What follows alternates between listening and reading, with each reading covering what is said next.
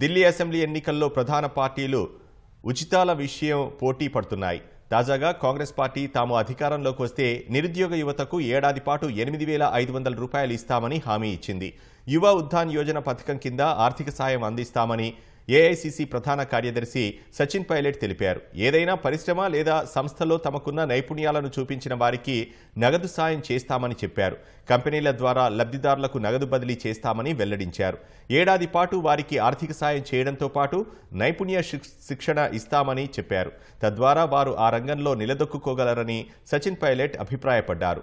ఇళ్ల వద్ద ఖాళీగా కూర్చునే వారికి ఈ పథకం వర్తించదని ఆయన స్పష్టం చేశారు. ప్యార్ దీదీ యోజన పథకం కింద మహిళలకు నెలకు 2,500 రూపాయలు ఇస్తామని ఇటీవల హస్తం పార్టీ హామీ ఇచ్చింది. జీవన్ రక్ష యోజన కింద ప్రతి కుటుంబానికి 25 లక్షల ఆరోగ్య బీమా కల్పిస్తామని తెలిపింది.